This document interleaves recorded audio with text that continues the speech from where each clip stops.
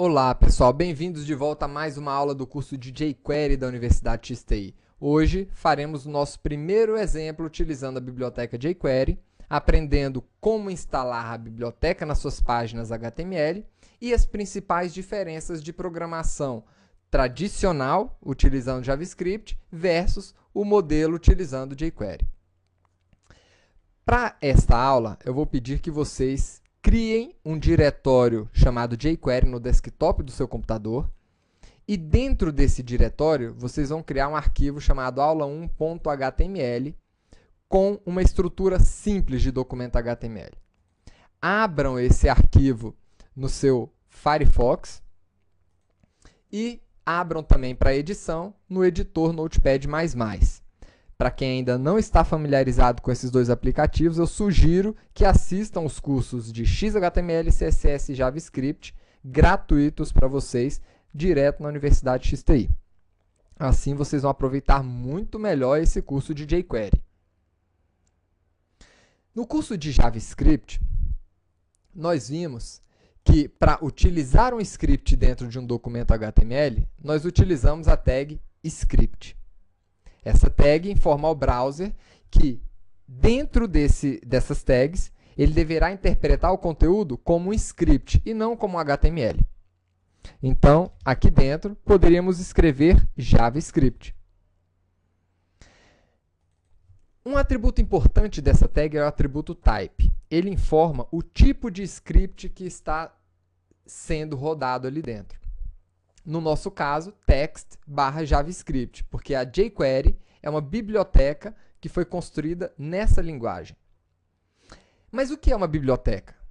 A biblioteca ela é nada mais, nada menos que um arquivo JavaScript separado.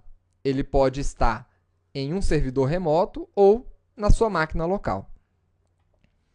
E como é que eu informo o endereço desse arquivo dentro do meu documento HTML? Com o atributo src. O atributo src, que significa source, informa a localização desse arquivo ou dessa biblioteca. E onde é que está essa biblioteca?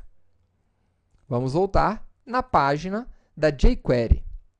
Em jQuery.com, nós temos o botão Download jQuery, que vai baixar para você a última versão da biblioteca, que no nosso caso aqui é a versão 1.5.2.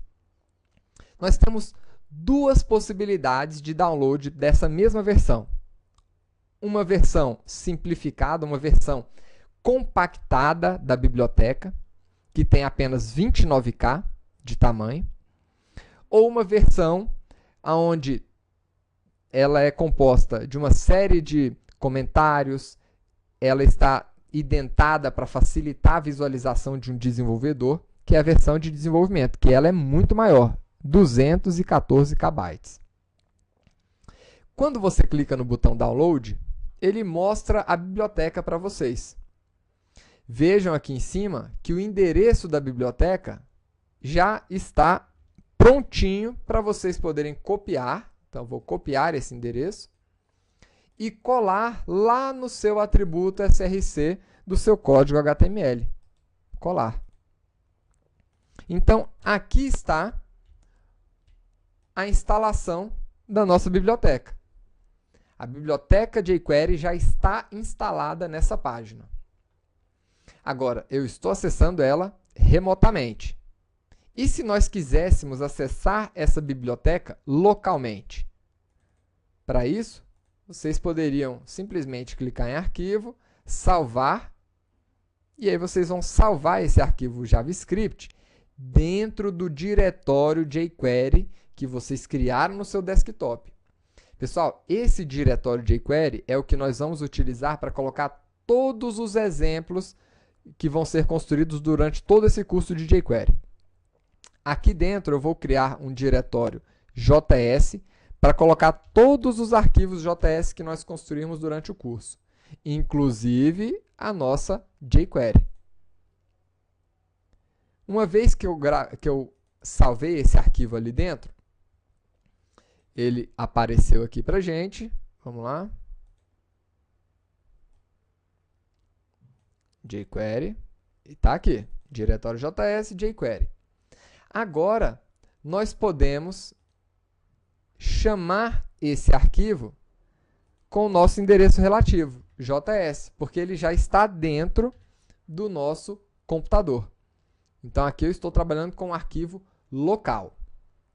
Se vocês quiserem trabalhar com outras versões da jQuery, vocês podem entrar aqui em Download, e em Download vocês podem acessar versões anteriores, Past Releases.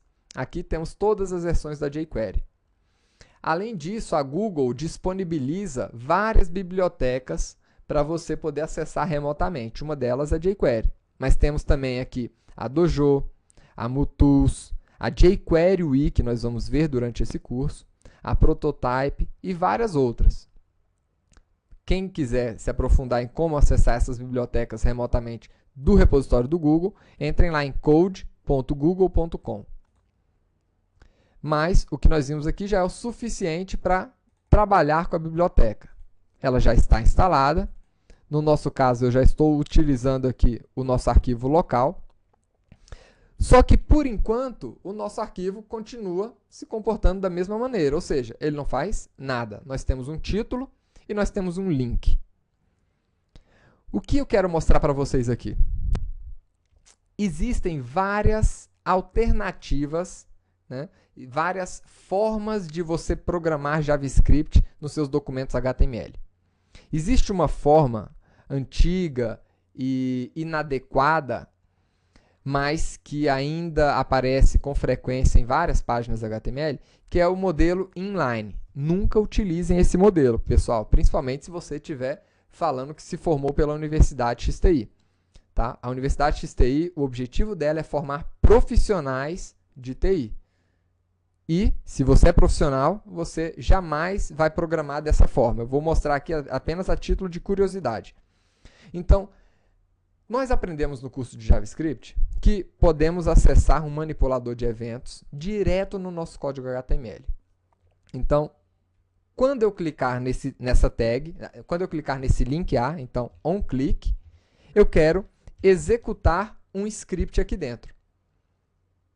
Vamos pegar um exemplo de script. Quando clicar nesse link, eu quero alterar a cor do título H1. Como é que eu recupero esse elemento H1? Então, esse elemento ele tem um ID. Facilitou a nossa vida. Eu posso utilizar aqui a função document.getElementById para acessar esse elemento que tem o ID título.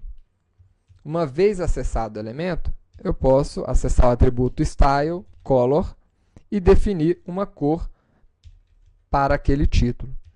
Qual a cor que nós vamos informar? Azul. Vamos ver agora o resultado. Quando clicamos no link, ele altera a cor desse elemento. Agora, por que essa solução não é uma solução que nós devemos utilizar? Porque ela fere um princípio fundamental dos padrões web. Os padrões web definem que a gente deve separar a marcação de conteúdo, que é o nosso HTML, do nosso comportamento, que é o nosso JavaScript, bem como do nosso estilo visual, que são os nossos CSS. Então, CSS, HTML e JavaScript, eles devem estar separados uns dos outros. E nesse caso, ele está nós estamos juntando aqui JavaScript com a nossa marcação HTML. Nós poderíamos, inclusive, melhorar um pouquinho mais isso daqui, mas ainda assim não resolveria a situação. Poderíamos melhorar como? Criando aqui uma função JavaScript. Então, estou criando aqui uma tag script e aqui dentro eu vou criar uma função, function alterar título. E nessa função colocar aquele código JavaScript que nós colocamos direto no nosso manipulador de eventos. Agora sim, né? Nós podemos então chamar aquela função dentro do manipulador de eventos. Mas isso resolve o problema? Não. Isso aqui traz algumas melhorias. Quais são essas melhorias, né? Nós podemos agora aproveitar essa função para chamar em vários outros links. Nós poderíamos pegar essa função e colocar em um arquivo externo, mas ainda assim, o código JavaScript está se misturando com o meu código HTML.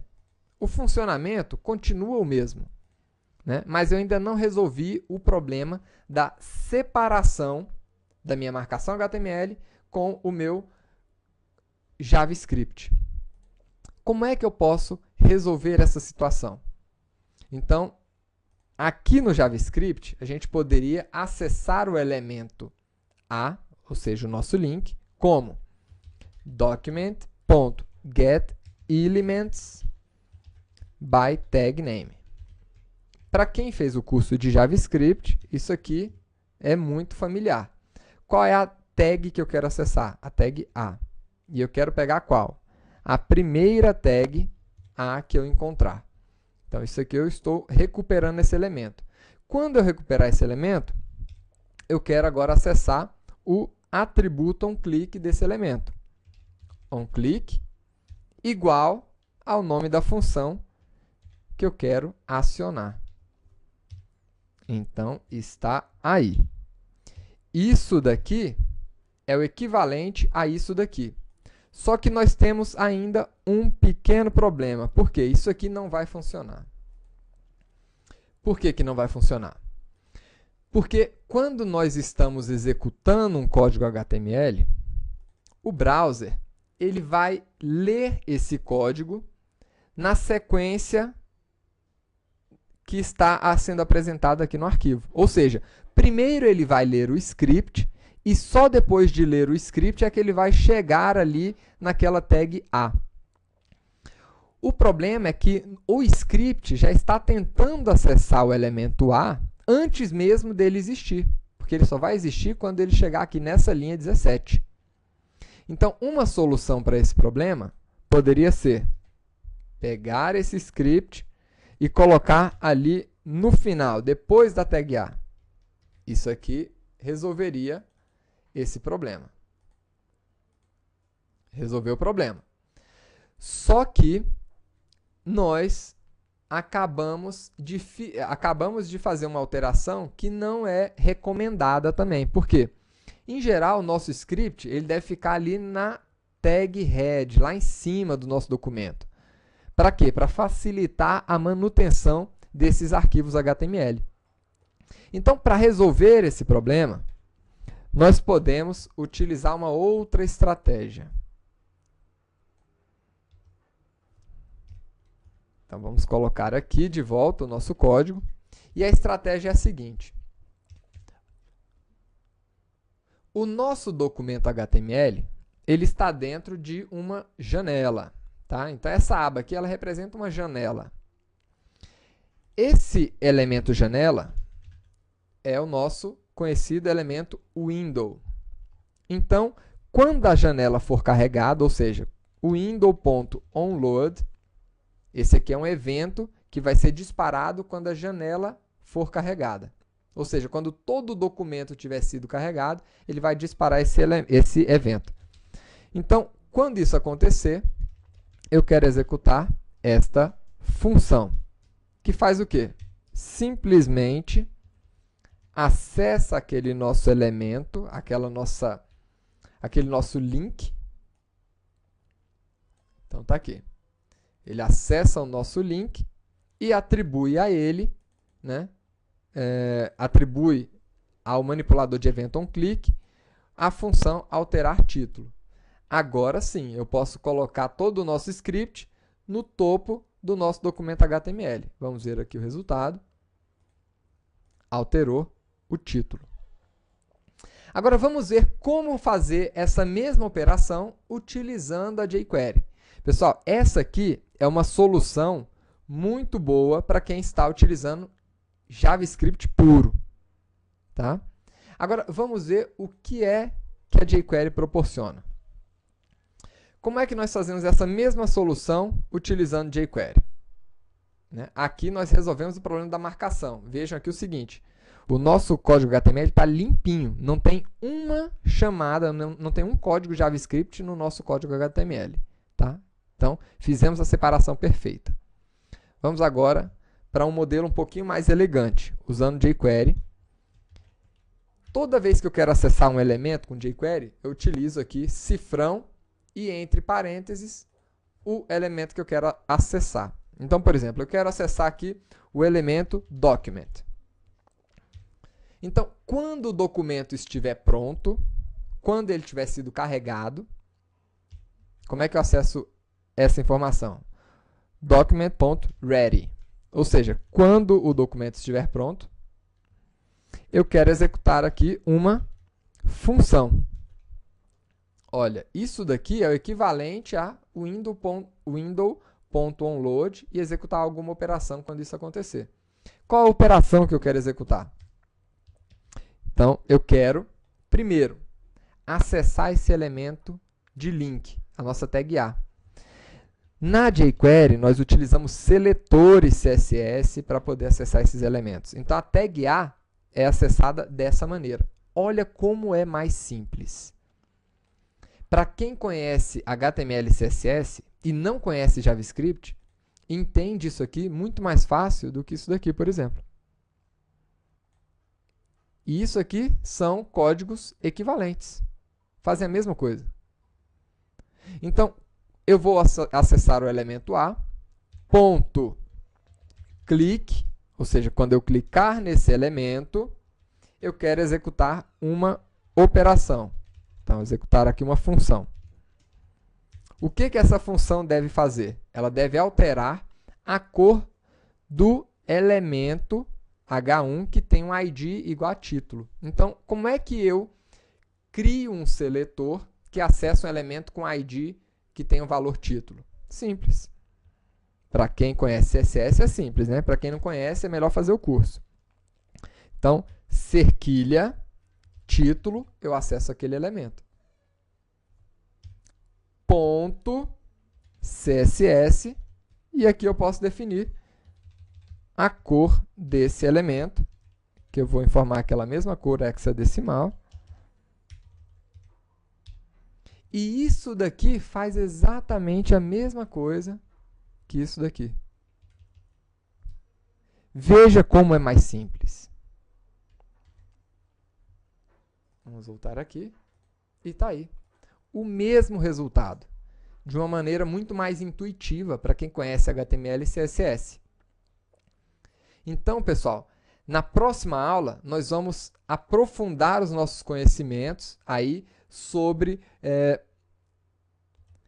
a filosofia de utilização da jQuery e como é que essa API está organizada. Aguardo vocês na próxima aula, espero que vocês estejam gostando. Até lá!